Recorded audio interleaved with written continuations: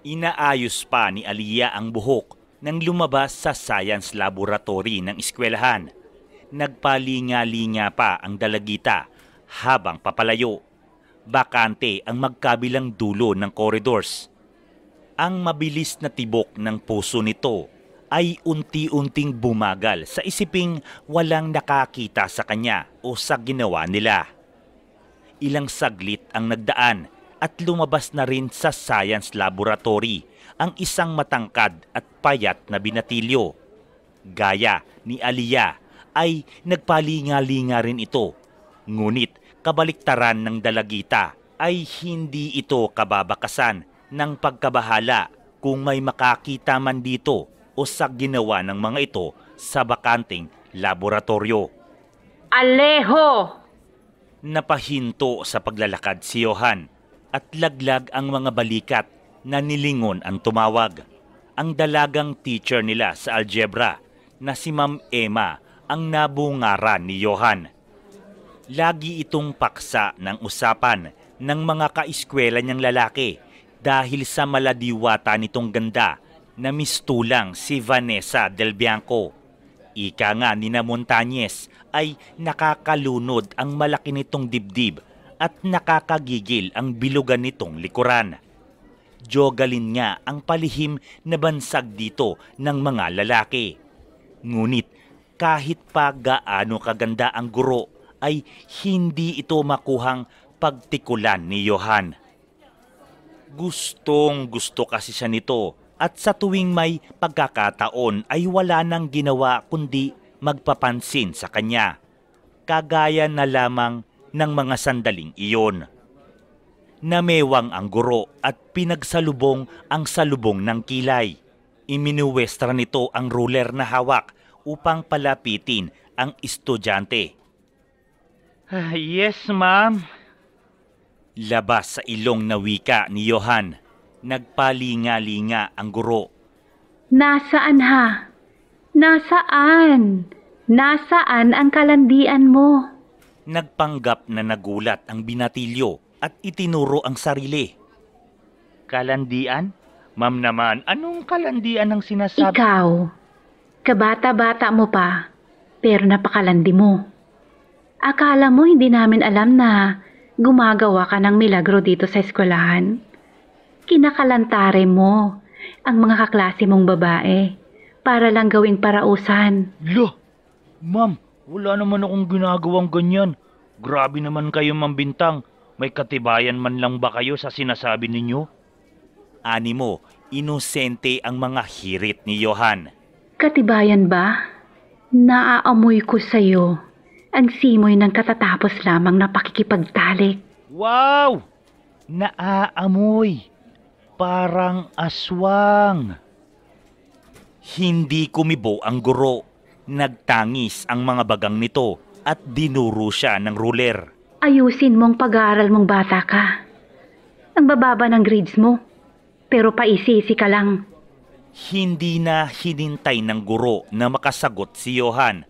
Nilagpasan nito ang binatilyo na tatawa-tawa lamang hanggat walang ebidensya. Tatanggi at tatanggi siya. Walang magagawa ang mga tsismis tungkol sa kanya dahil tsismis lamang iyon. Wala namang makapagpatunay na talagang ilang kaklase na niya ang nakaldag niya sa eskwelahan. Umuwing masaya si Johan kahit ilang klase ang hindi niya napasukan dahil may iba siyang pinasukan. Nakita ni Johan ang isang kotseng nakaparada sa tapat ng gate nila. Pero hindi na niya iyon pinansin. Hindi na ito bago sa kanya o nakakagulat dahil espiritista ang kanyang ama. At hindi basta espiritista lamang na nanggagansyo o nangloloko ng mga uto-uto. Yun nga lang ay hindi siya proud na iyon ang ikinabubuhay nila. Nahihiya siya dahil parang pang-abnormal naman ang ganoon at alam niyang hindi lahat ay naniniwala sa kakayahan ng tatay niya. Marami ang nag-iisip na niloloko lamang nito ang mga nagiging kliyente kahit pa nga kilala sa buong Cebu ang pangalang Eugenio Alejo sa larangan ng panggagamot na espiritual. Minsan pati siya ay ginagago ng mga tao dahil sa hanap buhay ng tatay niya na ang ipinakakain daw sa kanya ay galing sa panloloko. Ilang beses na ba siyang umuwi na may kasamang magulang ng kaklase dahil sa pakikipag-away. Wala namang pakialam ang tatay niya. Sasabihan siya nito sa harap ng mga magulang ng kaaway niya. Ngunit kapag nakaalis na ang mga iyon ay pupurihin siya nito. Tama yan, nak.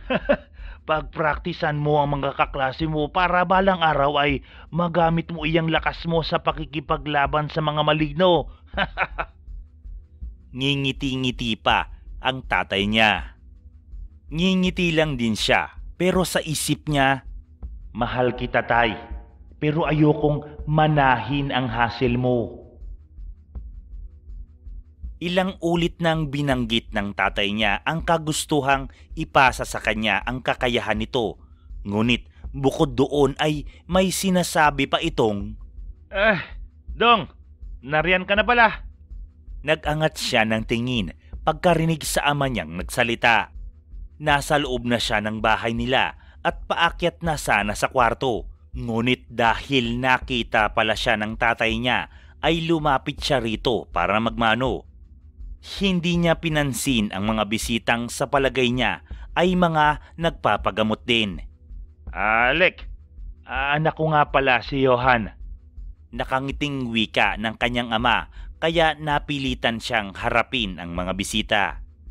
Itim ang buhok ng dalawang lalaking sa palagay niya ay mag-ama. Ngunit mahahalata sa kulay ng mga mata, hugis ng ilong at maputing balat na foreigner ang mga ito. Pero dahil Tagalog ang pagpapakilala ng kanyang ama sa kanya, ay nahulaan niyang malamang ay matagal nang naninirahan sa bansa ang mga ito. Magandang hapon po. Bati niya. Nginitian siya ng matangkad na lalaki na mukhang carbon copy ang mas nakakabata. Binata na rin pala ano. Kasing edad mo siguro si Derek. Tinapik nito ang balikat ng katabing binatilyo na nakatitig lamang sa kanya. Magdi-16 na yan si Johan. Sabad ng tatay niya. Tumangu-tango si Alec. Mag-50 na si Derek. Napakamot siya sa tenga. Aakyat na po ako sa kwarto. Oh, tamang-tama. Putol ng tatay niya. Isama mo na si Derek. Maghati muna kayo sa kwarto mo. Nakanganga at salubong ang kilay na nilingon niya ang ama. Ngumiti ang tatay niya. Dito muna kasi titira sina Alec at Derek hanggang magbakasyon ka. Sasama ka na kasi sa kanila sa Maynila pagka-graduate mo ng high school para magsanay bilang